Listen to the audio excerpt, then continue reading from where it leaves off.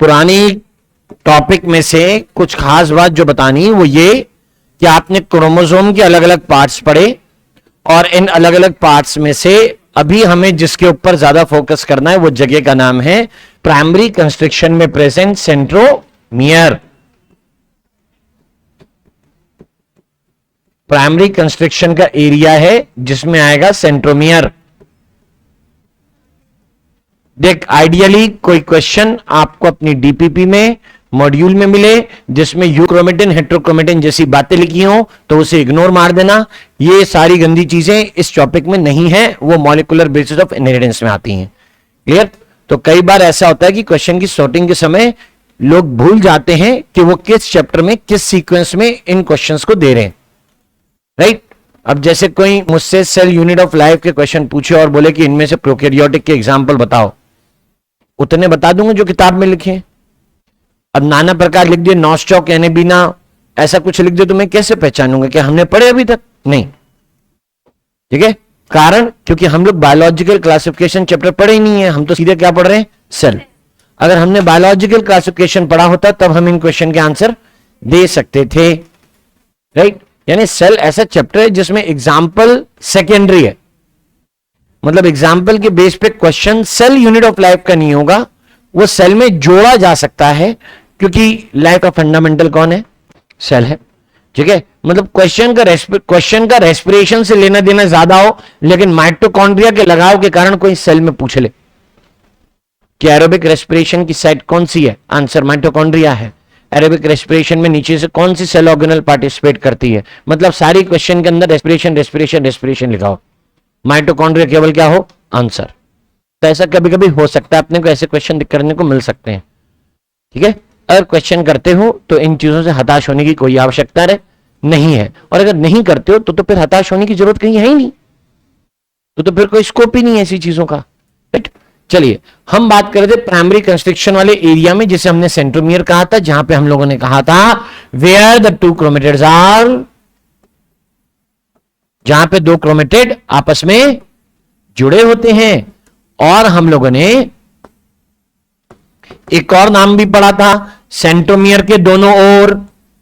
ठीक है? सेंट्रोमियर के दोनों ओर एक स्ट्रक्चर होगा जिसका फंक्शन आप लोग सेल डिवीजन में ज्यादा पढ़ोगे, उसका नाम होता है काइनेटोकोर। ये प्रोटीनेशियस नहीं पढ़ा, नहीं, वो ऐसे वाले में लेबल नहीं किया था, दोनों ओर काइनेटोकोर। राइट? तो आज हम लोगों को सेंट्रोमियर के बारे में और इन काइनेटोकोर के बारे में ही पढ़ना है। जरा चीजें समझ लीजिए, हम लोग जो चीज मेंशन कर रहे हैं वो सुनिएगा।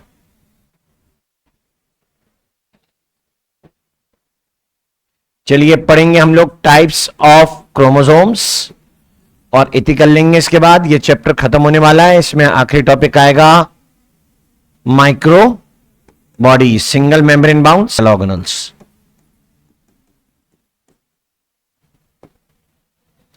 तो चलो काइनेटोकोर और सेंट्रोमियर के बारे में बची हुई चीजें बता दें, वो चीज के ऊपर ध्यान दें। हम ये बात कहते हैं कि मेटाफेज के समय क्रोमोसोम कैसे दिख रहा था? एट मेटाफेज हमने बनाया था कि उसके ऊपर कितने क्रोमोसोम दिख रहे थे? मेटाफेज कौन से टाइम पे? एम फेज में, यानी जब सेल क्या कर रहा है? डिवाइड। क्रोमोसोम के ऊपर जो स्ट्रक्चर दिख रहे हैं उनके बारे में कुछ डिस्कशन करना था। क्रोमोसोम का अपीयरेंस किस तरीके का होगा? ठीक है? तो क्रोमोसोम का अपीयरेंस इस समय हम लोग कह रहे हैं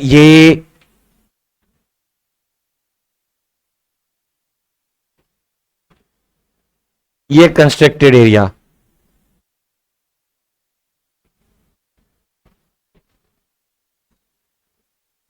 ये लो, ये इसका साथी,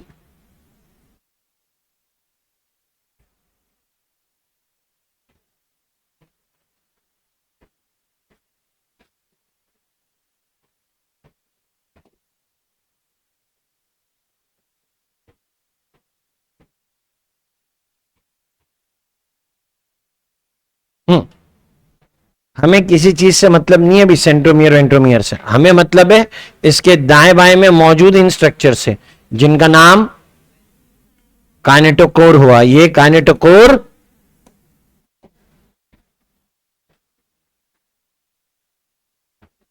ऐसे स्ट्रक्चर हैं जो डिस्क लाइक हैं और दोनों तरफ बने हुए हैं, सेंट्रोमियर के दोनों साइड। तो ये जो स्ट्रक्चर हम लोग कहते हैं, इस काइनेटोकोर का पर्पस क्या है? जहां पूरा क्रोमोसोम डीएनए और प्रोटीन थोड़ा सा आरएनए मिला के बना है, काइनेटोकोर पूरा का पूरा प्रोटीन से बना है। कौन सा प्रोटीन? वो भी वो प्रोटीन जो स्पिंडल फाइबर्स को बनाता है, यानी ट्यूब्यूलिन, कोई अलग चीज नहीं है। यानी काइनेटोकोर के लिए कह रहे हैं हम लोग, जो भी बातें आएंगी वो सब चीजें समझ लेते हैं। नंबर फर्स्ट,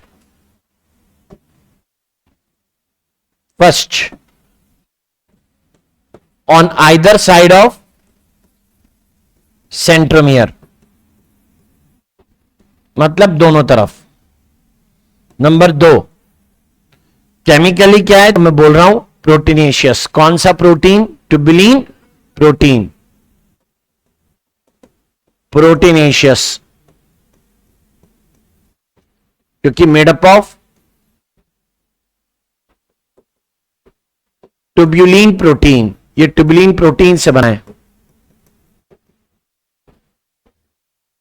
सेम जो स्पिंडल एपराटस में होती है, बताते हैं उसके बारे में। इधर काइनेटोकोर का फंक्शन समझ लो। काइनेटोकोर क्या चीज होगी? काइनेटोकोर ही वो जगह होगी जहां सेल डिवीजन के समय स्पिंडल फाइबर अपने आप को क्रोमोसोम पर अटैच करते हैं। ठीक है, यानी spindle fibre attach on to the kinetochore of chromosome during stage का नाम metaphase. Kinetochore where spindle fibres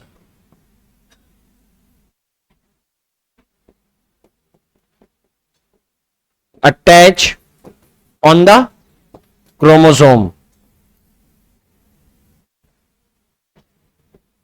during metaphase.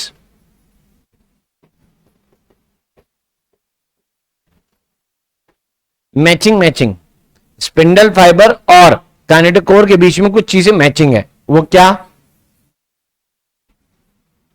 चाहे काइनेटोकोर हो,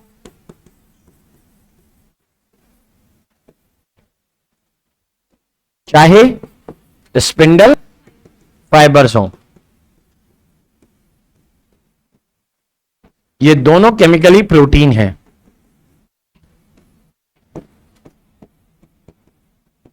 और उस प्रोटीन का नाम ट्यूबुलिन, TUBILIN, TUBULIN, ये काइनेटोकोर। ठीक, सेंट्रोमियर की पोजीशन के बेसिस पे क्रोमोसोम के 4 शेप होंगे। शेप एनाफेज में पढ़े जाएंगे। क्रोमोसोम की मॉर्फोलॉजी मेटाफेज में पढ़ी जाती है, क्योंकि क्रोमोसोम सबसे ज्यादा कंडेंस कब होता है? मेटाफेज में। ठीक है, मेटाफेज लिखा है यहां पे, तो आप अगर चाहो तो इसको असर्शन रीजन बना के याद रख सकते हो। ए से assertion, chromosome morphology is best studied in metaphase R reason. बेटा मॉर्फोलॉजी में यहां पे साइज है, पार्ट्स है, शेप नहीं। ठीक है, साइज एंड पार्ट्स की बात होगी, याद रखना।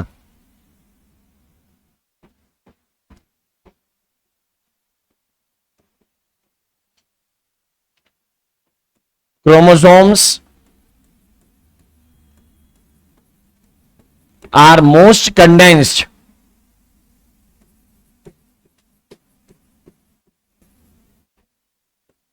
and clearly visible। तो आंसर तो आप समझ ही गए होंगे, इन मेटाफेज। बोलो क्या? A and R both are correct. R is correct explanation of A. हम इसके अलावा असर्शन रीजन लिखाते ही नहीं है। हम कभी ऐसे नहीं लिखाएंगे कि ए गलत है आर भी गलत है, फिर क्यों लिखाऊं? ये भी नहीं लिखाऊंगा कि ए गलत है आर सही है, ये भी नहीं लिखाऊंगा कि ए सही है आर गलत है, फिर मैं स्टेटमेंट 1 स्टेटमेंट 2 लिखाऊंगा ना, ट्रू फॉल्स। फिर असर्शन रीजन क्यों लिखें? मेटाफेज का इंपॉर्टेंस याद रखें। क्रोमोसोम क्लियर विजिबल है, लेकिन सारे ऐसे ही हैं। तो फिर शेप का क्या मतलब? सबके सब एक्स की तरह दिख रहे हैं। कोई एक्स तुमने बनाया हो, कोई एक्स किसी और ने बनाया हो। किसी के अंदर ऊपर, किसी के अंदर नीचे के पैर लंबे होंगे, किसी की बाजू लंबी होगी, किसी के पैर लंबे होंगे, किसी की बाजू पैर बराबर बराबर होते होंगे, डिपेंड्स कौन कैसी राइटिंग लिखता है। तो फिर हम शेप को कब पढ़ेंगे? वो पढ़ेंगे मेटाफेस के बाद, एनाफेस में। फिर इसको खत्म करेंगे।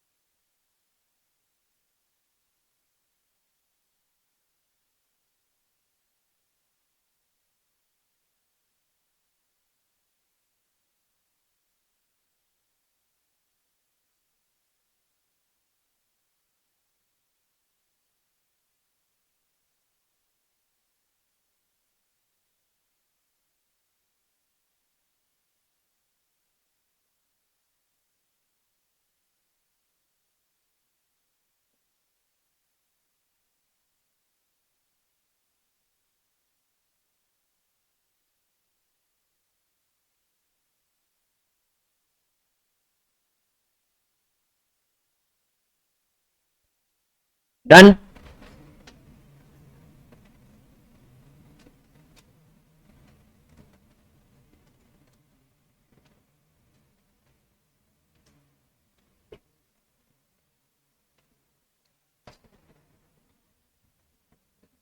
तो मैंने कहा सबका शेप एक जैसा होगा। शेप बदलेगा कब? हम बोलेंगे एनाफेज में। इसलिए हम मेंशन कर रहे हैं कि that centromere that holds the two chromatids of a chromosome and based on the position of centromere, chromosome कितने टाइप के हैं?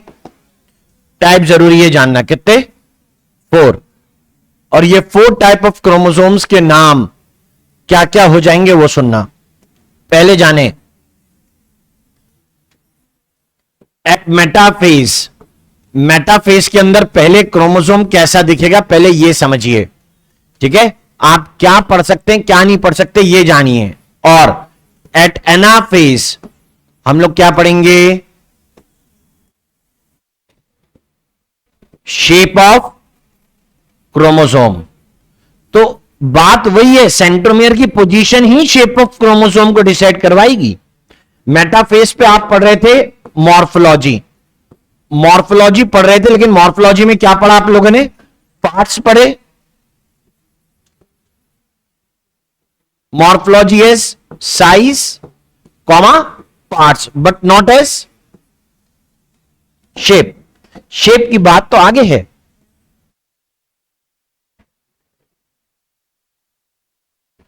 सो here we have the discussion. अब यहां से हम लोग चालू करते हैं अपनी बात कि जब क्रोमोसोम के शेप को पढ़ने की बात आती है तो कहते हैं कि हमें एनाफेज तक जाना होगा।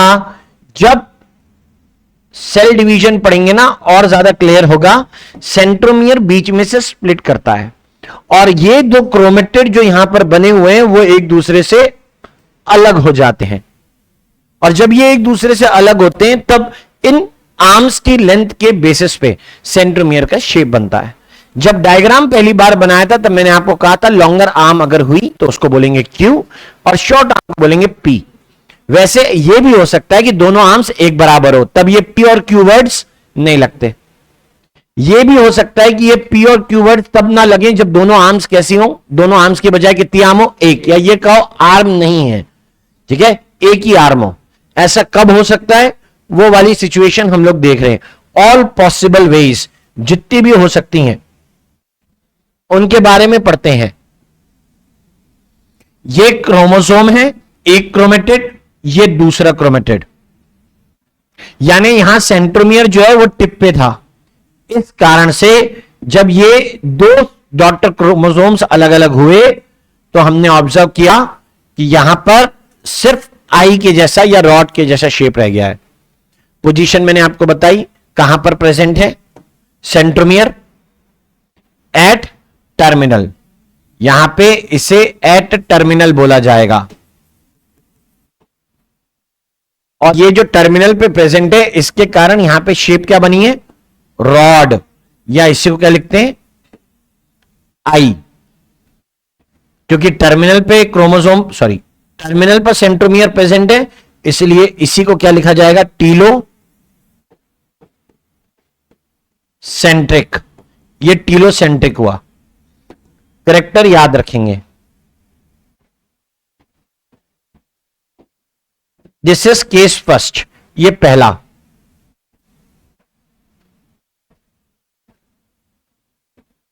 कोई मुद्दा ही नहीं पी और क्यू का, कोई शॉर्ट नहीं कोई लॉन्ग नहीं, आर्म कितनी है, एक, कोई कंपैरिजन नहीं। ये हुआ पहला जब टर्मिनल पर है। केस नंबर 2 दूसरे केस में पढ़ते हैं। हमने ऑब्जर्व किया एक आर्म बहुत ज्यादा छोटी है और दूसरी आर्म काफी ज्यादा लंबी, यानी बात सुपरलेटिव है, लॉन्ग नहीं लॉन्गर बोलना। क्या लॉन्गर, लॉन्ग नहीं, लॉन्गर वर्ड यूज करिएगा। ये लॉन्गर आर्म, ये short. Centromere near the terminal है भाई साहब, इसके कारण शेप ऑफ क्रोमोसोम बन गया जे, या ऐसे लिखो जे। नाम, पोजीशन, सारी चीजें समझे। यहां पे कहां है, नियर द टर्मिनल, टर्मिनल के पास में, टर्मिनल पर नहीं।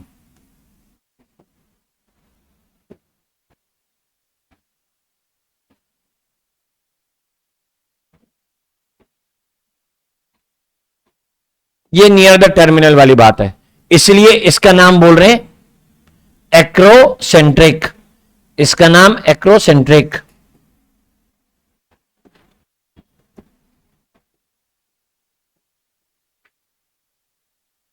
क्या यहां पे मैं पी और क्यू नाम दे सकता हूं? आंसर है यस। हम यहां पी और क्यू नाम बिल्कुल लिख सकते हैं, लिख देते हैं। छोटी आम मतलब पी, लंबी आम मतलब क्यू। यहां पे क्यू कैसी है, लॉन्गर, याद रखिए क्यू कैसी है, लॉन्गर है। When centromere is present near the terminal. Case number 3, तीसरा केस समझते हैं। तीसरे केस के अंदर हमको कहा कि सेंट्रोमियर नियर द सेंटर है, मतलब दो आर्म्स लगभग बराबर होने को थी कि सेंट्रोमियर आ गया, यानी one arm is long, longer नहीं लॉन्ग है, इसलिए शेप जो बनेगा वो होगा एल।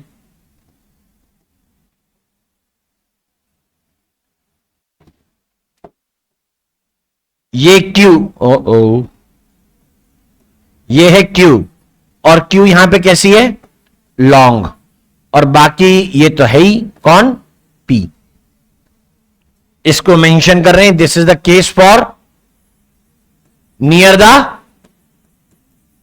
सेंटर, ये सेंटर के पास में, सेंटर के पास में होने के कारण नाम पड़ा है सब metacentric.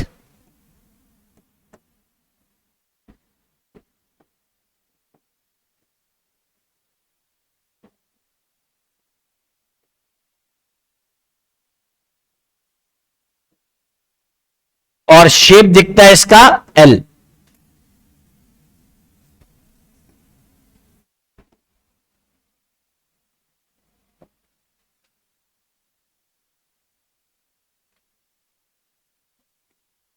And the last one, सबसे आखिर में सेंट्रोमियर आखिरकार सेंटर में पहुंच गया, नाम के अनुरूप वो सेंटर पे है।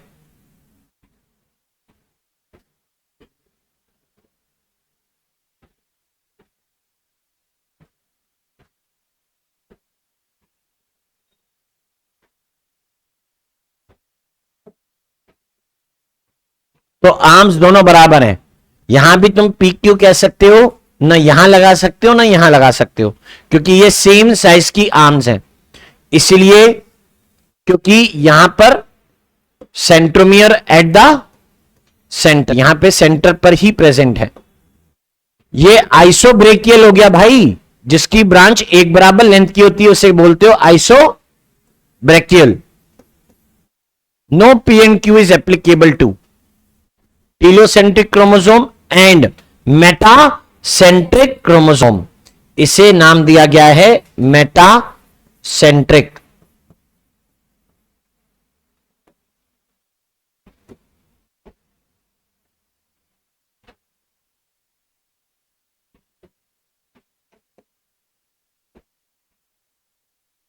शेप हो गया वी,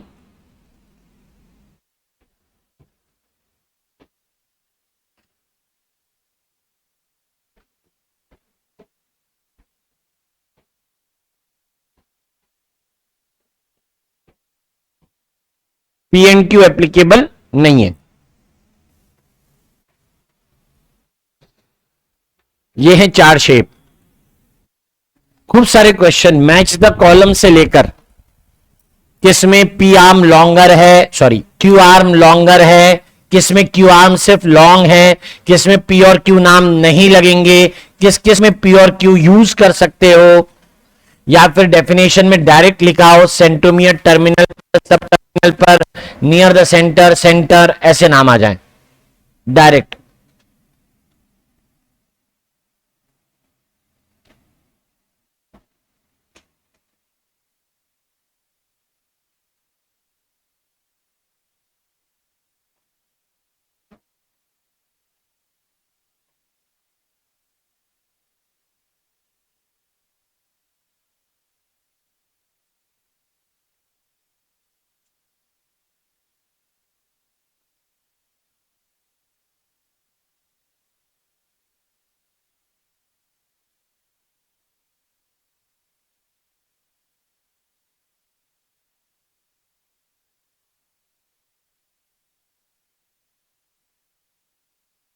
आपसे पहले फेज वालों का पेपर हुआ है सेल का, फर्स्ट फेज के हो चुके, सेकंड फेज के हो गए, तो एक बार तुम लोग उनसे पेपर लेके कर लेना भैया, समझ गए? इस चीज का फायदा उठाइए। अगर आप बाद के फेज में, तो लोग ये सोचेंगे तुम्हारा सिलेबस बाद में होगा तो तुम बाद में रिवीजन चालू करोगे, तो उन्हें गलतफहमी पालने दो। तुम अपनी मर्जी से ये काम कर सकते हो। अपना सेल का चैप्टर खत्म हुआ, तुम्हारे पास एक से ज्यादा पेपर हैं लगाने के लिए। फर्स्ट फेज वालों के 3 पेपर तो सिर्फ सेल के हुए हैं, तुम्हारे नहीं हो पाएंगे, याद रखना। बाद के फेज का ये नुकसान नहीं है कि तुम्हारा सिलेबस बाद में खत्म होगा। बाद के फेज को केवल एक नुकसान झेलना पड़ता है और वो ये होता है नंबर ऑफ टेस्ट, और उसके अंदर टेस्ट का सिलेबस। आपके चैप्टर ज्यादा होंगे, शुरू वालों के चैप्टर टेस्ट में कैसे होते हैं, कम। उनको प्रैक्टिस कंपैरेटिवली ज्यादा मिल जाती है, कोई बात नहीं। आप उनका पेपर ऐसे लेके सॉल्व करिए कि जैसे वो आपका टेस्ट पेपर हो। घड़ी रखिए सामने, टाइम फिक्स करिए, टाइमर लगा के उसको सॉल्व करिए। अपने साथ ईमानदार रहो, एक्सपेरिमेंट मत करो, ठीक है? ट्राई टेस्टेड फॉर्मूला है, जिसने टेस्ट के लिए अपना माइंडसेट बना के रखा है उसका कॉन्फिडेंस हमेशा बढ़ा है। यही चीज चाहिए, बाकी श्रद्धा आपकी है। आप अगर 1 साल और इंतजार कर सकते हैं तो ये आप करें, ठीक है। मुझे अच्छा नहीं लगेगा पर्सनल, मैं चाहता हूं कि सबकी परफॉर्मेंस बढ़े, अच्छी हो। जो अभी भी लगता है जिनको कि जिनके 400 नंबर आए नीट में या 200 ही रह गए, वो बढ़ाना चाहते हैं अपने नंबर, तो सजग हो जाइए, तेज चलिए, अपने आजू बाजू के लोगों को पहचानिए कि आपको पीछे खींचेंगे कि आगे ले जाएंगे। आगे ले जाने का मतलब सड़क पार करवाना नहीं है यहां पे, ठीक है। यहां पे पढ़ाई में आगे ले जाने की बात है।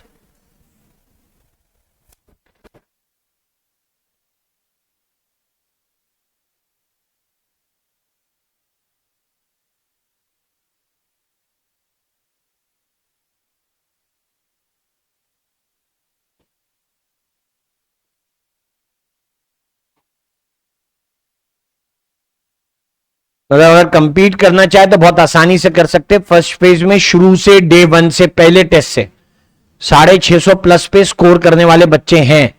सेकेंड फेज में भी 650 प्लस स्कोर करने वाले बच्चे हैं। तो आप सीधे समझ लीजिए कि आप किससे कंपटीशन में हैं। 600 न्यू नॉर्मल है, 600 नंबर तो हमको टच करने हैं, उतनी मेहनत हमारी बननी चाहिए। ये दबाव नहीं डाल रहा हूं, समझा रहा हूं।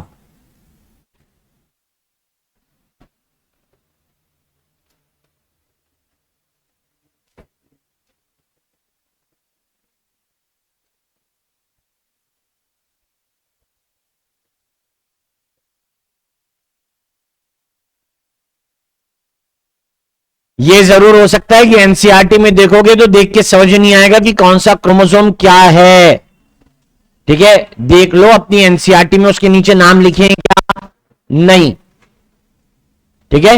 आपको जज करना है कौन किस तरीके का क्रोमोसोम है।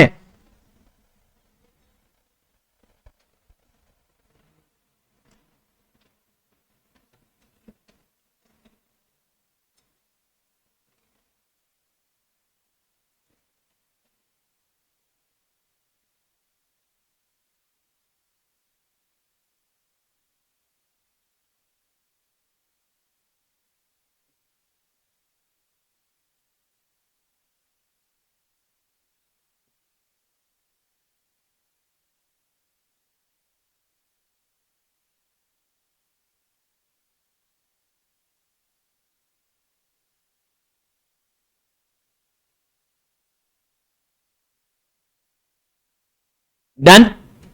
मतलब अगर एनसीईआरटी में ध्यान से देखो तो ऐसा लगता है जैसे उसमें टीलोसेंट्रिक कुछ है ही नहीं, ठीक है।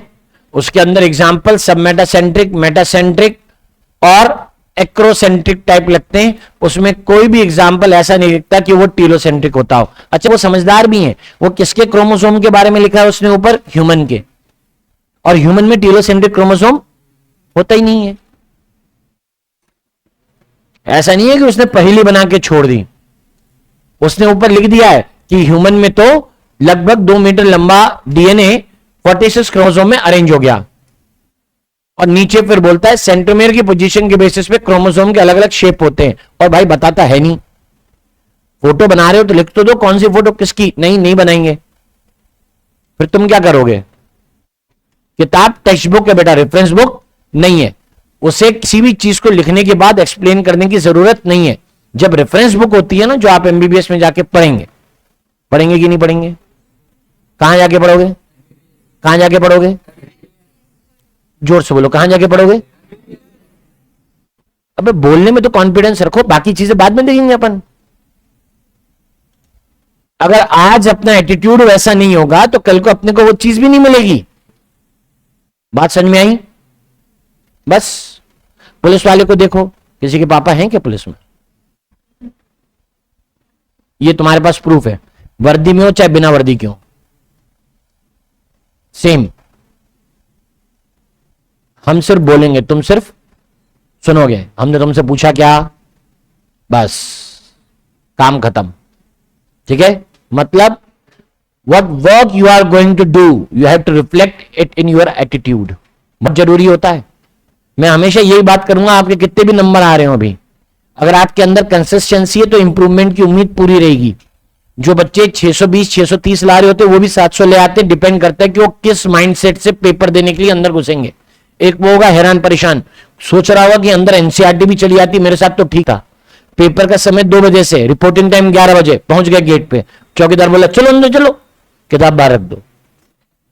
अब वो सोच रहे अंदर जाएं नहीं जाएं, किताब सबकी बाहर रखवा रहे हैं, हमें तो एनसीईआरटी रिवाइज करनी थी, इसमें से पता नहीं क्या आने वाला है।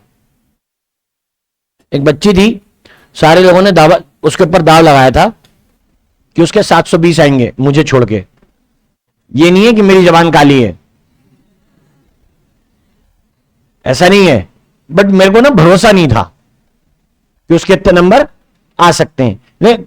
लेकिन जब टेस्ट देती थी, इंटरनल टेस्ट जितने होते थे कोचिंग के, उसके अंदर उसके नंबर सबसे ज्यादा आते थे। जो बच्ची 11th में लगातार टॉप कर रही हो, 12th में लगातार टॉप कर रही हो, उससे कोई भी उम्मीद करेगा कि ये तो नीट फोड़ाएगी भाई, और हम बोल रहे हैं नहीं फूट रहा, मतलब 720 तो नहीं आ रहे।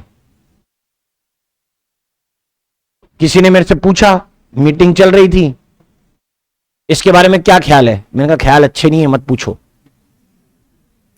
नहीं मतलब आप ऐसा क्यों बोल रहे हो? मैंने कहा हां नंबर आ जाएंगे, लेकिन ये मत कहो कि टॉप आ जाएगी, ठीक है? मैं अपने स्टूडेंट के लिए बुरा नहीं बोल रहा हूं, लेकिन उसी के हिसाब से बोल रहा हूं। क्यों?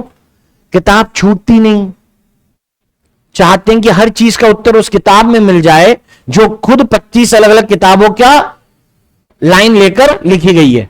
उससे हर किताब का या हर लाइन का उत्तर मिल सकता है क्या? नहीं। मैं मानता हूं कि आपको अपने सवाल का आंसर डिस्कशन पे मिल सकता है। आप पूछिए, आपको डाउट आया ना, कैसा भी हो, कुछ भी हो, अंग्रेजी का शब्द है उसकी हिंदी नहीं आती, वही लेकर आ गया कोई, अगर मेरे पास बोले सर ये इसका मीनिंग क्या है, बता देंगे, काम है भाई। लेकिन आपको कोई समस्या हो रही है और आप उसके बारे में डिस्कस कर ही नहीं रहे हो, ठीक है? मुझे अगर दिखेगा कि कोई मेरे से एक बार कुछ पूछ के गया है, उसके बाद उसमें मेहनत करने की काबिलियत है, तो फिर वो उधर से जा रहा होगा तो मैं सामने आके खड़ा हो जाऊंगा, वो इधर से निकलेगा तो भी मैं सामने आके खड़ा हो जाऊंगा। लेकिन जब कोई निकल ही नहीं रहा होगा कहीं, तो हम उसको कहां मिले, ठीक है? मैं दरवाजे पे खड़ा होकर इंतजार कर रहा हूं, तुम बाहर निकलो, डाउट पूछो, कुछ करो, डाउट ही नहीं पूछने। गलती हो रही है तो भी नहीं, उनका कहना है गलती होने पर that I read it wrong, that's the thing. अरे भाई, अगर तुमने उसको गलत पढ़ लिया तो एक बार सोचो तुमने उसको गलत क्यों पढ़ा।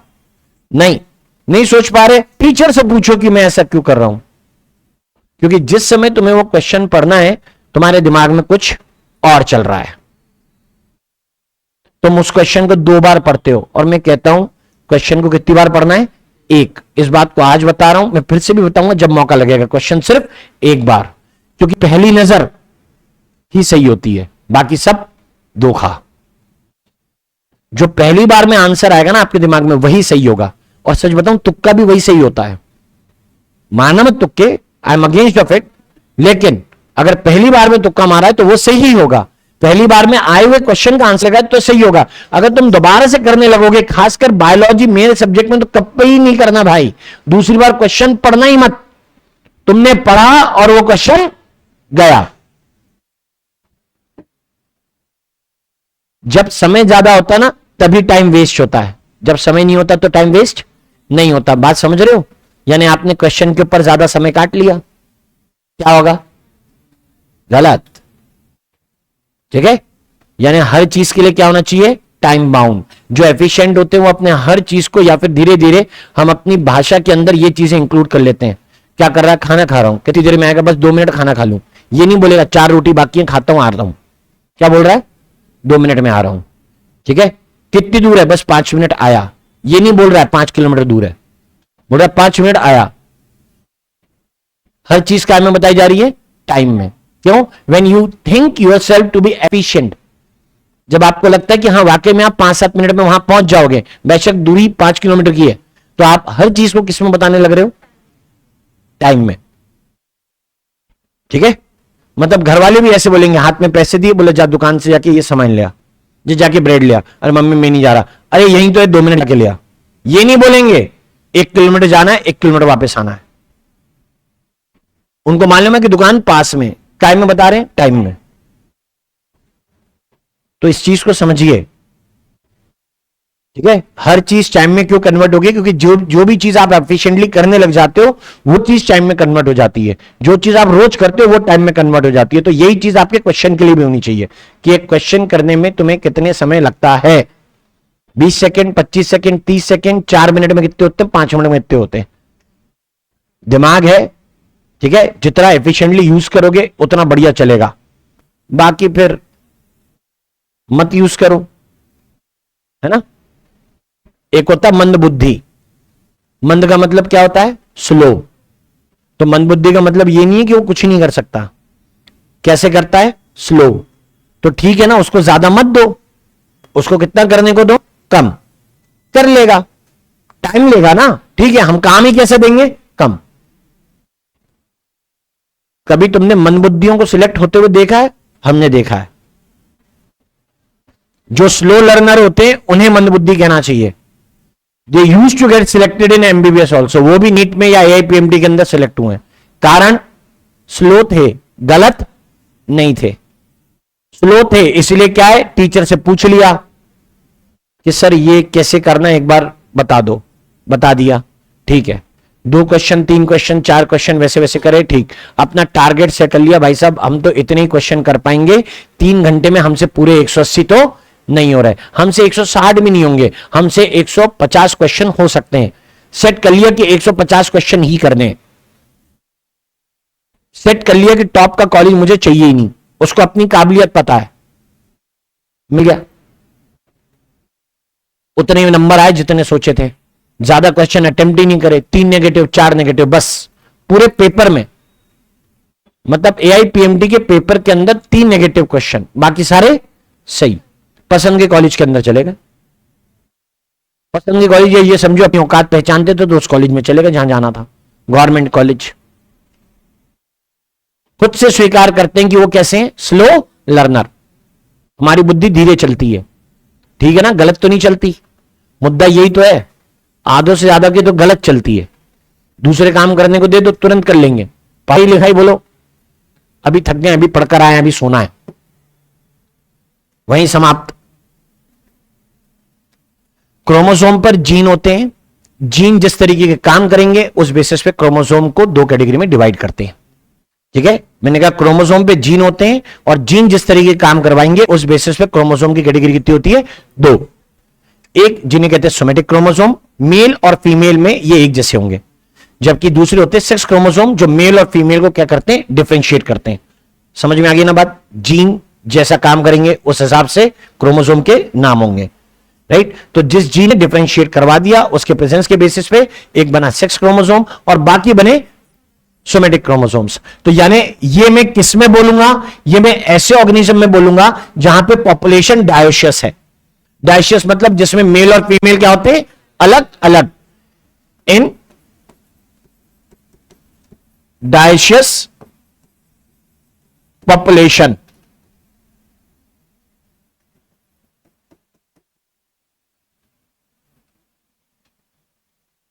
का मतलब 2, ठीक है, डाय पढ़िए, डाय, डाई नहीं, मर नहीं गया, ठीक है, डाय है छोटा, ई नहीं है, ई बड़ी मात्रा होती है, जैसे मेरा नाम है सुमीत, सुमित नहीं, क्या मिटबे ना, कुछ नहीं मिटना है, बड़ी ई की मात्रा है, समझे। तो यानी ये कह रहे हैं डाय छोटा मतलब 2, अगर डाई कहीं लिखा हो तो ई होगा उसमें, बायोलॉजी में डाई मरना ही होता है बस, डीआई डाई का मतलब होता है 2। अब सुनना ध्यान से, डायशियस पॉपुलेशन जहां पे मेल और फीमेल क्या होते हैं, अलग अलग। क्रोमोसोम्स को हम लोग क्लासिफाई करते हैं 2 ग्रुप में, ये यहां पढ़ना जरूरी है। दुर्भाग्य है कि हम सीधे सेल पढ़ रहे हैं, अगर प्लांट किंगडम पहले पढ़ा होता तो हम कुछ और कर रहे होते इस समय, सेल डिवीजन चालू, ठीक है, लेकिन सिलेबस बनाने वाला ज्यादा चालू है, उसने कुछ और ही लिखा था, हमारे नसीब में कुछ और ही था, अब हम उसी को समझ लेते पहले, फिर परिस्थिति अनुरूप काम करिए, ज्यादा बेटर है। 2 तरीके के, जो मेल और फीमेल में सेम हो, जो पॉपुलेशन को बांटते ना हो, उसे कहेंगे सोमेटिक क्रोमोसोम्स, वो सोमेटिक क्रोमोसोम्स होंगे। या इसी का एक और नाम भी है, कहते हैं इसको, कोई और बता सकता है दूसरा नाम क्या होता है? मतलब मैं ठीक बता रहा हूं, मुझे बता देना चाहिए बिल्कुल, ऑटोजोम्स।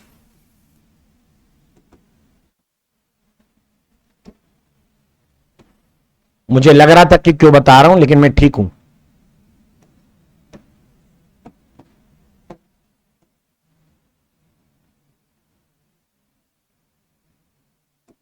और वो जो मेल और फीमेल में क्या हो गए, भिन्न भिन्न अलग अलग हो गए, उनका नाम बना सेक्स क्रोमोसोम्स। और क्योंकि वो अलग है ना, इसलिए अलग के बेसिस पे नाम आया है एलोजोम्स।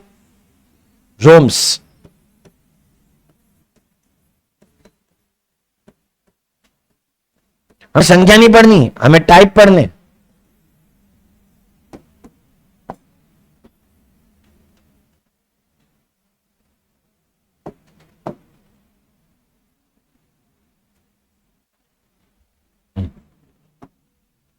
सुनो भाई, मैंने आपसे जस्ट अभी कहा कि सोमेटिक क्रोमोसोम या ऑटोसोम का मतलब similarly found in male and female individuals of the population.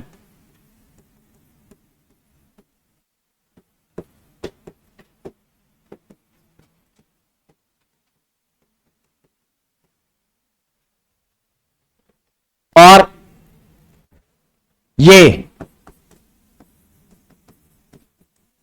Distinguish male and female individuals, ये दोनों को अलग बताने वाला, और ये दोनों को कोई डिफरेंस नहीं, सेम। अब जैसे ह्यूमन में 44 plus X X female, 44 plus X Y male, तो एक्स एक्स या एक्स वाई जो है वो क्या है, सेक्स क्रोमोसोम्स हैं। और बाकी 44 यानी 22 पेयर्स कैसे हैं, ऑटोसोम्स। मैं तो बस इतना लिखूंगा 22 पेयर्स, मतलब कितने, 44 इन ह्यूमन। और ये कितने, 1 पेयर, यानी कितने क्रोमोसोम हो गए, 2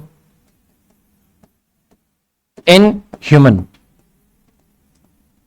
इनके नाम लिख देता हूं, 2 है तो लिख सकता हूं, एक्स कॉमा वाई। एक कैटेगराइजेशन ये, ठीक है। दूसरा सुनिए, दूसरे तरीके का कैटेगराइजेशन जब हम लोग करते हैं तो वो जॉइंट क्रोमोसोम के लिए है, वो हम आगे पढ़ेंगे। साइज में बहुत बड़े हैं, बड़े क्यों हैं ये बाद में ही पता लगेगा, यहां पता लगेगा ही नहीं। तो जॉइंट क्रोमोसोम करके एक नाम आएगा, वो सेल डिवीजन से रिलेट करता है, यहां से रिलेट नहीं करता।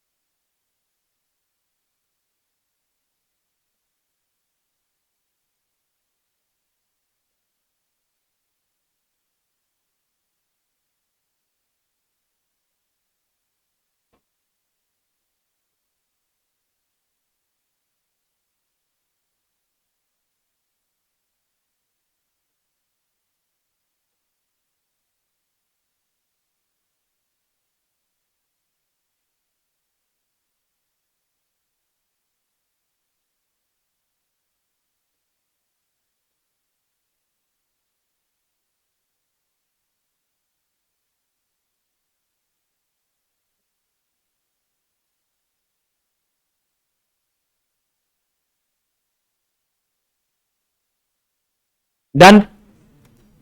अब ये तो हो गई एक बात क्रोमोसोम्स के बारे में। अब ऐसे है कि क्रोमोसोम के नंबर कितने होते हैं वो वाली बातें भी समझें। मैं इस पे इंसिस्ट कर रहा था ना, DI, उसी बात पे बता रहा हूं कि हमारे अंदर पेयर ऑफ क्रोमोसोम्स हैं। पेयर ऑफ क्रोमोसोम का क्या मतलब है वो भी सुन। ये देख इधर क्या लिखा है, पेयर। ठीक है, जब किसी के अंदर पेयर ऑफ क्रोमोसोम होते हैं तो बात आती है कि पेयर का मतलब क्या है। नॉर्मली हम लोग पेयर से समझते हैं कि एक जैसे दो, पेयर ऑफ शू, राइट, ऐसा कुछ अगर कोई कह रहा है तो। पेयर ऑफ बुक्स मतलब कितनी है, दो। तो ये नॉर्मली अगर एक जैसे दो क्रोमोसोम होंगे तो इस तरीके के सेल को या उस सेल को बियर करने वाले ऑर्गेनिज्म को हम लोग कहते हैं DI, डाई, प्लॉइड। तो प्लॉइडी का मतलब यहां पे क्या होता है वो सुनो। प्लॉइडी का मतलब होता है सेट। ठीक है, प्लॉइडी का मतलब है सेट। क्लियर। तो दो सेट हैं, मतलब एक जैसे कितने क्रोमोसोम है, दो, तो उससे बोलेंगे डायप्लॉइड। आदत बदल दो। हम लोग यूजुअली बोलते समय, मैंने कहा ना, जैसा आप प्रिटेंड करोगे, जैसा अपना बोलने का तरीका रखोगे वही चीज आएगी। डिप्लॉइड बोलते हो तो डिप ज्यादा प्रोमिनेंट लगता है रेदर देन DI। आप डायप्लॉइड बोलिए, अपने आप याद रहेगा। प्लॉइड का मतलब क्या है, सेट। ठीक है, तो जिसमें दो हुए, दो सेट का मतलब एक जैसे कितने क्रोमोसोम, दो, तो उसे आपने बोला डायप्लॉइड। जिसके अंदर एक जैसे तीन क्रोमोसोम होंगे उसे बोलेंगे ट्राई। ठीक है, जिसमें चार होंगे टेट्रा, जिसमें पांच होंगे पेंटा। ठीक है, जिसमें एक ही होगा मोनो, राइट, उसे हम लोग क्या बोलेंगे, मोनो। तो यही चीज तो पढ़नी है, ये काम की है। आगे जब डिवीजन पढ़ेंगे तो तब हमें देखने को मिलेगा कि ये डिपेंड करता है कि सेल कैसा है, उसके अंदर कैसे सेट ऑफ क्रोमोसोम है, वो डिसाइड तभी कर पाएगा कि कौन से डिवीजन में जाना है, कौन से में नहीं जाना। The type of cell division exhibited by an organism will depend on the need of the organism and the type of cell which is undergoing to divide. हर सेल में मियोसिस नहीं होता, हर सेल माइटोसिस नहीं करता। तो ये कैसे पता लगेगा, तब पता लगेगा जब बांटने वाली चीजें, क्या बांटता है, जेनेटिक मटेरियल। जेनेटिक मटेरियल किस में पैक होता है, क्रोमोसोम में, कि वो किस अवस्था में है। भाई ऐसा थोड़ा ना तुमने डिसाइड कर दिया चलो डिवाइड हो जाओ और पता लगा क्रोमोसोम है ही नहीं बांटने के लायक। बायोलॉजी में सवा डेढ़ पौना ऐसे चीजें नहीं होती, या तो एक होगा या सीधे दो, यानी जहां एक ज्यादा दूसरी तरफ -1, जहां दो ज्यादा दूसरी तरफ -2, ऐसी मैच चलती है। वो अलग बात है, कभी कभी हम लिखते हैं 1 + 1 = 1, एक मेल गैमेट प्लस एक female gamete equal to 1 zygote. क्या सही है भाई? ठीक है, ऐसी और भी बहुत सारी चीजों के लिए जुड़े रहिए आप, आगे दिखते बताते हैं इस बारे में। हम अभी बात कर रहे हैं नंबर ऑफ क्रोमोसोम्स और प्लॉइडी लेवल के बारे में। ठीक है, हम नंबर ऑफ क्रोमोसोम के बारे में डिस्कस कर रहे हैं। नंबर ऑफ क्रोमोसोम पहले पढ़ चुके। क्रोमोसोम में कौन गया है, DNA, यानी क्रोमोसोम मटेरियल का क्या मतलब हुआ, DNA।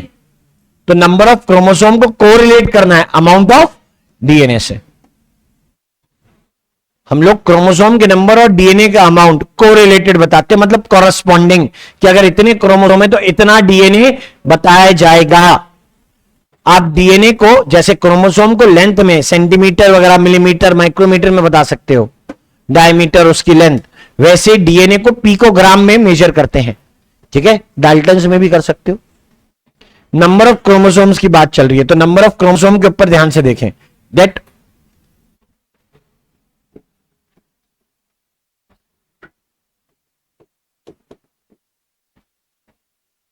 let the set of chromosomes be, वो X है, उसे क्या मान लिया हमने, X। क्या लिखा है यहां पे, सेट। सेट वर्ड यूज किया है।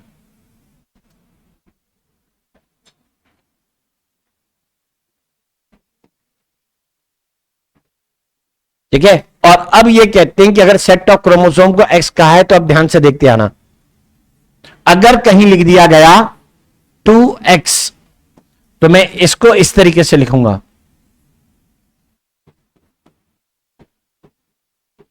एक जैसे कितने, 2 क्रोमोसोम्स, तो ऑटोमेटिकली पेयर बना ना भाई। ठीक है, अगर वैसे ही मैंने लिख दिया 3x, 1 मिनट रुक जाना, ठीक है ना, साथ में कॉपी मत करना, कुछ है, कुछ बताना है, 5x, 6x, 7x और ये 8, यहां तक का नोन है, यहीं तक पढ़ेंगे, इसके आगे ऐसा नहीं कि मुझे नहीं आता कि नैनो डेका क्या बोलते हैं, जब है नहीं तो पढ़ें क्यों, ठीक है, यहां तक की कंडीशन नोन है कि ऐसा हो सकता है।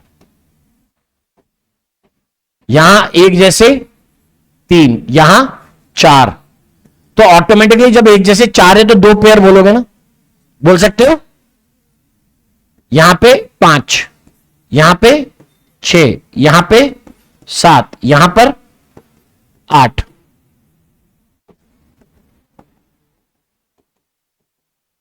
तो सबका नाम भी उसी के बेसिस पे लिखा,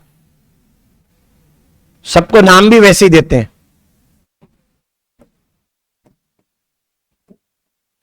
इसका नाम बोल रहे हैं DI, डिप्लॉइड, डायप्लॉइड, ठीक है, और यहां इसको बोल रहे हैं ट्राई, ये टेट्रा, ये पेंटा, हेक्सा, हेप्टा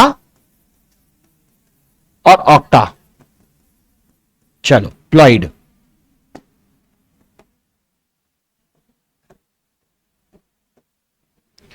ऐसा है ना, 2 times, 3 times, 4 times, 5 times, 6 times, 7 times, 8 times, सीधी बात।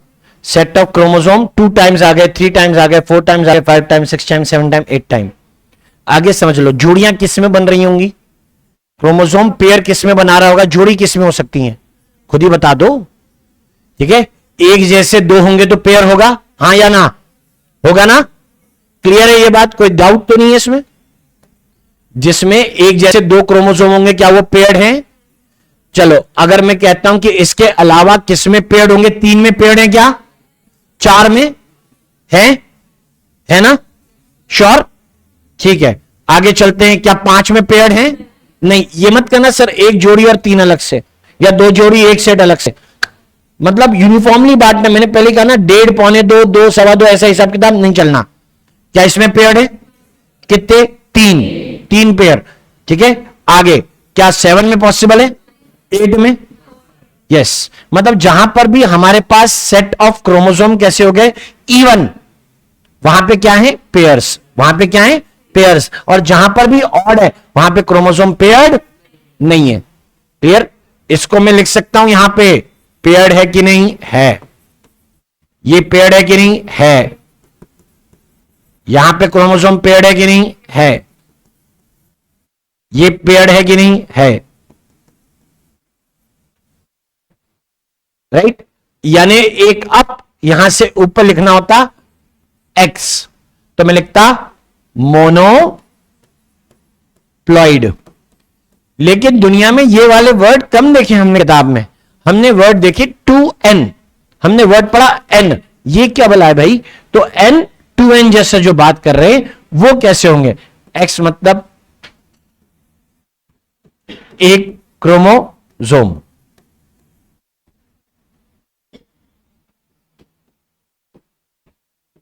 एक जैसा एक ही क्रोमोसोम, वो अपने में अकेला है, उसके जैसे दूसरे कोई नहीं है, तो उसे क्या लिखा हुआ, मोनोप्लॉइड। हम पढ़ते हैं कि leaf, stem, root, anther, ovule, ये चीजें जो हैं उनके सेल्स को 2n लिखा जाता है और उसको कह देते हैं डिप्लॉइड। अरे हमने कहा डिप्लॉइड का मतलब 2x है, ठीक है, तो हम लोग कोई बात नहीं, 2n और 2x को क्या मान लेंगे, सेम, तो इसका मतलब n और x को भी क्या मानेंगे, सेम, सिर्फ 2n तक, इससे ऊपर नहीं। नॉर्मली जो बॉडी के फंक्शन करने वाले सेल होते हैं उन्हें क्या बोल दिया जाता है, डिप्लॉइड, ओके। और जो ऐसा नहीं करते, जो गैमीट होते हैं उन्हें क्या बोलते हैं, हैप्लॉइड, राइट। अगर मैं सच बताऊं, इसका हैप्लॉइड बनेगा नहीं, इसका भी हैप्लॉइड बनेगा नहीं, मैंने बोला ना 2.5 नहीं चलेगा, 1.5 नहीं चलेगा, ये इसका भी हैप्लॉइड नहीं बनेगा। किस किस के हैप्लॉइड बन जाएंगे, जो पेयर्ड हैं वो अनपेयर्ड हो सकते हैं। हैप्लॉइड का क्या मतलब है, अनपेयर्ड जाना। 8 का क्या बन जाएगा, 4x, 6 का क्या बन जाएगा, 3x, 4x का क्या बन जाएगा, 2x, 2x का क्या बन जाएगा, x, जैसे 2n का n बनता है, राइट। तो यानी आप ये कह सकते हो कि कौन मियोसिस करेगा कौन नहीं, अब आपको पता लग जाए खैर मियोसिस दूर की बात है, अभी बीच में कुछ और चीजें वो समझ लेते हैं। यहां प्लॉइडी बतानी इसलिए जरूरी है क्योंकि हम लोग नॉर्मल फंक्शन करने वाले बॉडी सेल्स के लिए, जैसे मैं अपने अंदर बोलूं सोमैटिक सेल या जर्म सेल्स इन एनिमल, दोनों कैसे माने जाते हैं 2n, वैसी प्लांट के अंदर रूट, स्टेम, लीफ, फ्लावर के सेल्स या किसी और पार्ट के सेल कैसे माने जाते हैं 2n यानी स्पोरोफिटिक। ठीक, जहां मियोसिस हो जाए उससे बनने वाले सेल कैसे होते हैं गैमेटोफिटिक यानी हैप्लॉइड। तो 2n कोई भी हो सकता है, ये नहीं, ये कोई बोले कि बनाना की लीफ का सेल डिप्लॉइड है, हां ठीक है, लेकिन अंदर से वो कैसा है ट्रिप्लॉइड, इसलिए बनाना में मियोसिस हुआ नहीं, गैमेट बने नहीं, फर्टिलाइजेशन किया नहीं, सीड होता नहीं। ठीक है, इतनी लंबी कहानी, बस वो पता होनी चाहिए। तो यानी यहां पे नंबर ऑफ क्रोमोसोम के टर्म्स में बात बताई जा रही है। ऐसे फंक्शन के बेसिस पे सेल और उनकी प्लॉइडी लेवल देखो।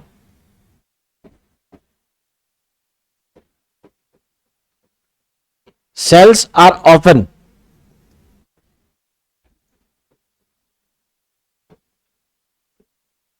या मैं लिख रहा हूं, सीधे नाम लिखूंगा somatic.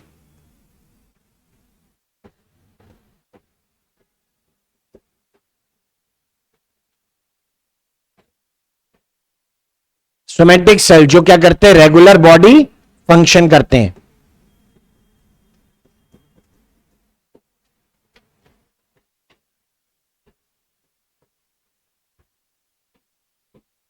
Are usually stated as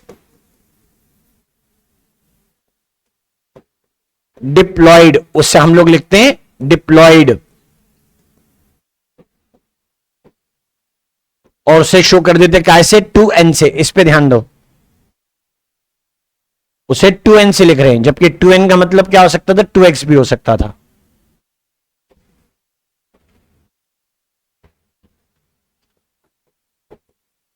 number of chromosomes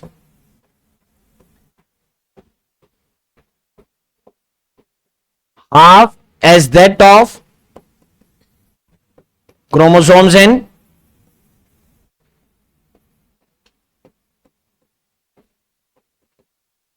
somatic cell, उसको बोलेंगे हम लोग हैप्लॉइड। हाफ, तो ऊपर अगर 12 लिखा है तो यहां क्या लिखूं सिर्फ n, राइट। वर्ड्स देख लीजिए, यहां लिखा है डिप या डायप्लॉइड, यहां लिख रहे हैं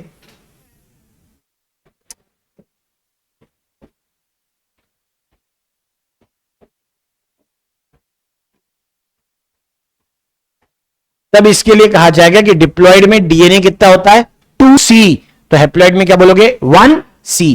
को रिलेट कर रहे हैं कॉरस्पॉन्डिंग अमाउंट ऑफ डीएनए।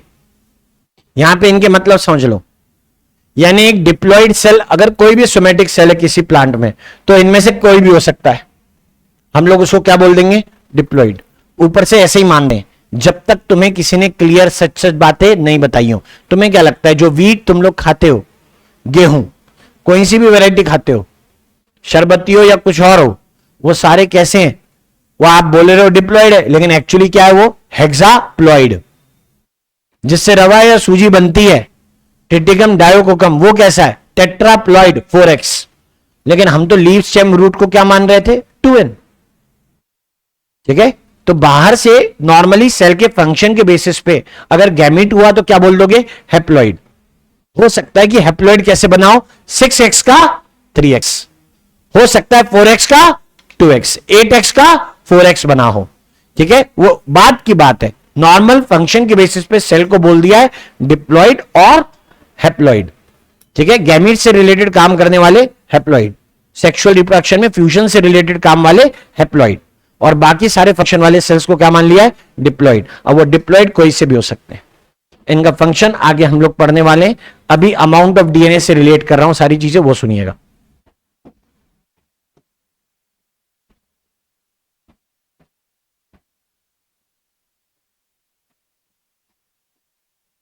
तो इस बेसिस पे हम लोगों ने जो मेंशन किया वो ये कह सकता हूं कि जब मैं डीएनए के बारे में बात कर रहा हूं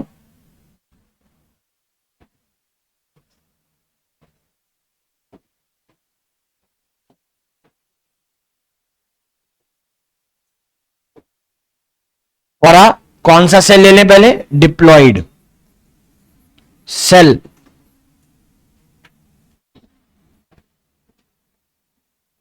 कॉरेस्पॉन्डिंग अमाउंट ऑफ डीएनए को मान लीजिए क्या, अमाउंट ऑफ डीएनए एज क्या बोलेंगे, 2C। जब सेल क्या है, डिप्लॉयड यानी 2N, तब उसके लिए डीएनए कैसा हो गया, 2C।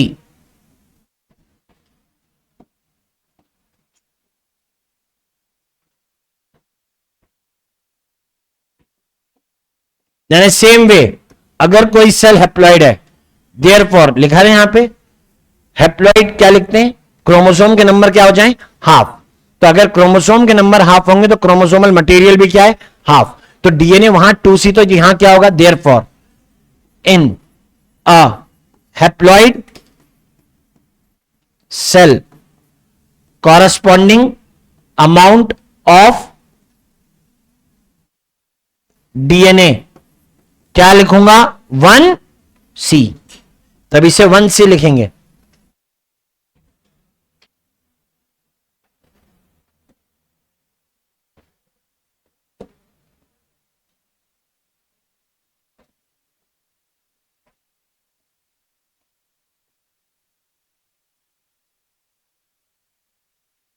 ये कंडीशंस, उससे मतलब था मेरे को,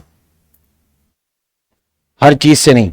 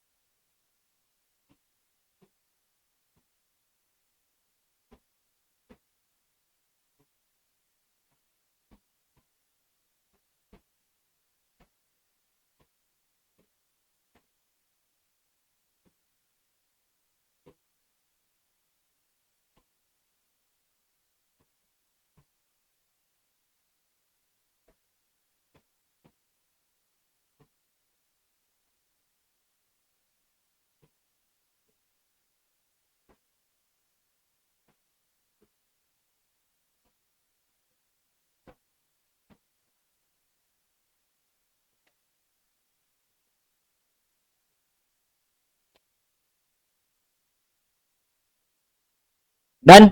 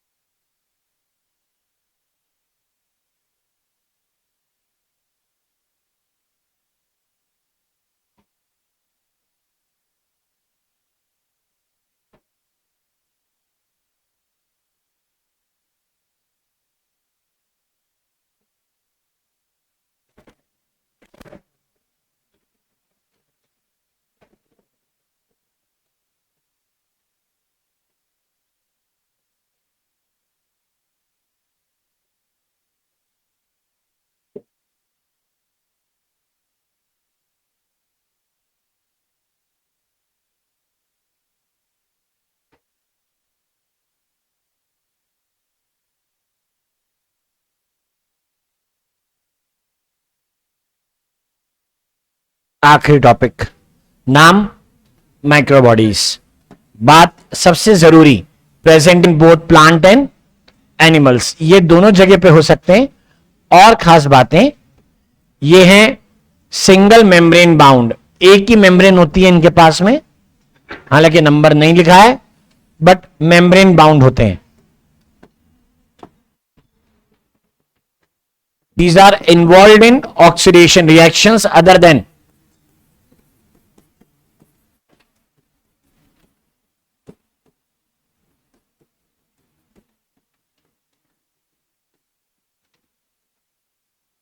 respiration.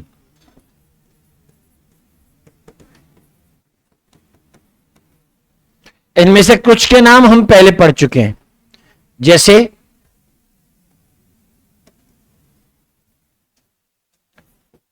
पेरोक्सिसोम हमने पहले नहीं पढ़ा, लेकिन स्फेरोसोम और ग्लाइक्सिसोम का नाम हमने एससीआर में लिखा है, पीछे देख सकते हैं। पेरोक्सिसोम का दूसरा नाम यूरिकोसोम भी है। रोल आगे फोटो रेस्पिरेशन के टाइम पढ़ा जाएगा। दूसरा एग्जांपल है ग्लाइऑक्सिसोम। तीसरा होता है स्फेरोजोम।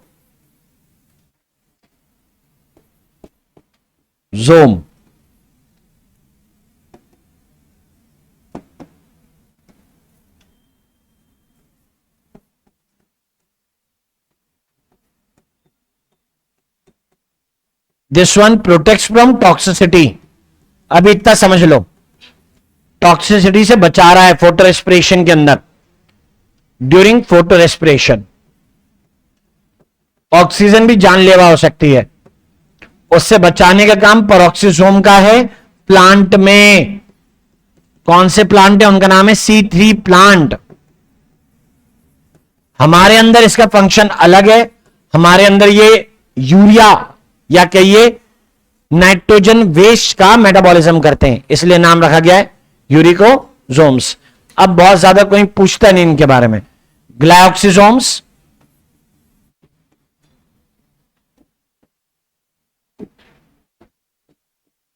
फैट मेटाबॉलिज्म करते हैं, वो भी अलग ही टाइप का, अलग ही लेवल है। जैसे इन ऑयल सीड्स,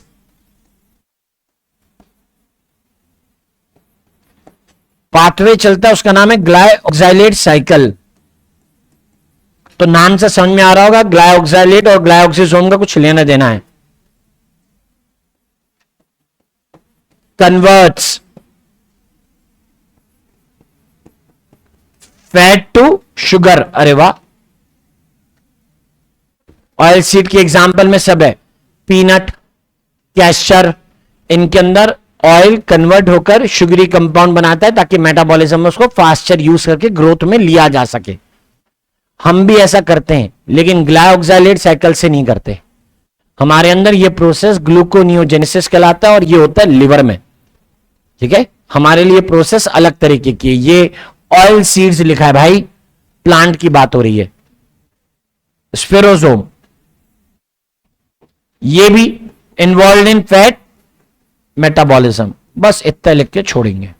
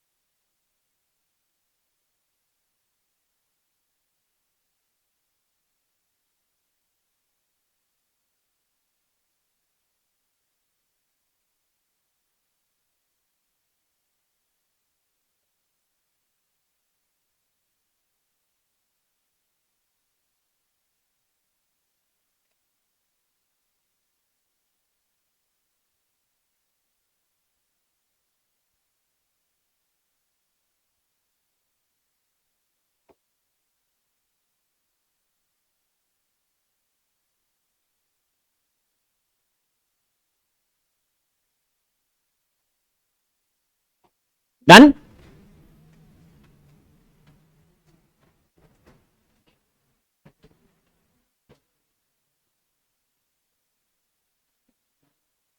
फोटोसिंथेसिस में हेडिंग आएगी C3 प्लांट्स के लिए, वहां पे पढ़ेंगे फोटो रेस्पिरेशन। हम टॉपिक है क्लियर कट।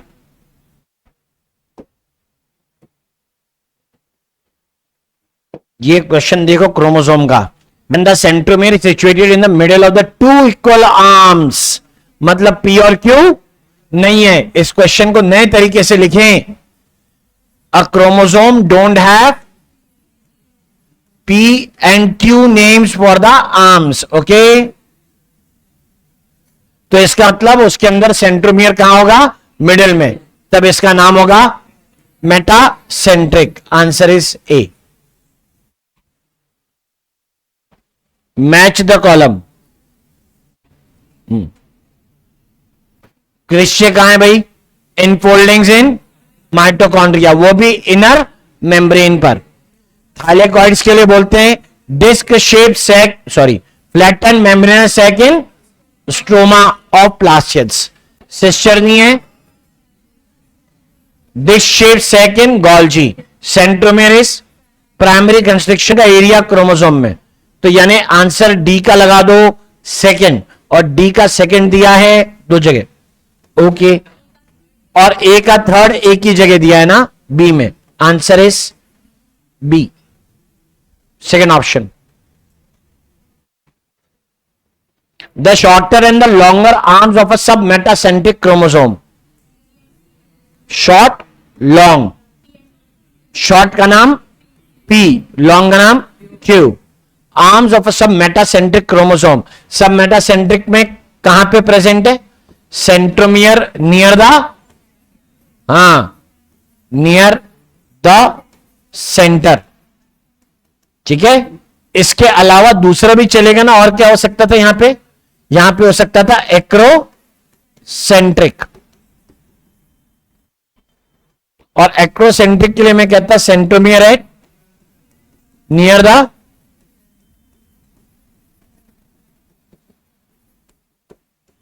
लगभग दोनों के लिए सेम बन सकता था, ठीक है। अभी तो सब मेटासेंट्रिक है, उसकी छोटी बड़ी आर्म्स के लिए बात चल रही है। छोटी पहले पी, क्यों नहीं हो सकती? एम और एन मालूम ही नहीं है हमें, एस भी मालूम नहीं क्या होती, एल मालूम नहीं क्या, पी एंड क्यू। आंसर क्या है? बी।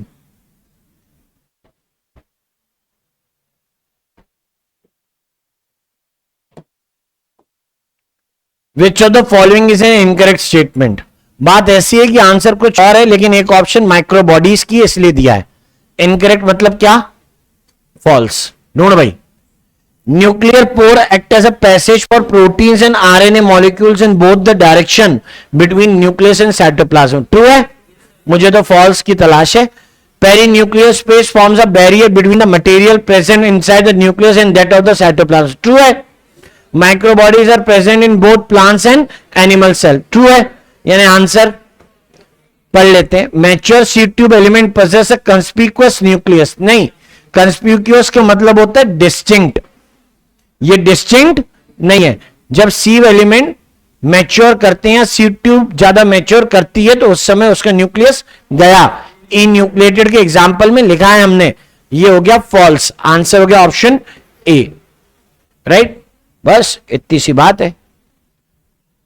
डीपीपी कर लीजिए ऑल, मॉड्यूल कर लीजिएगा ऑल, बट आफ्टर 2 days, 2 दिन बाद स्टार्ट करना।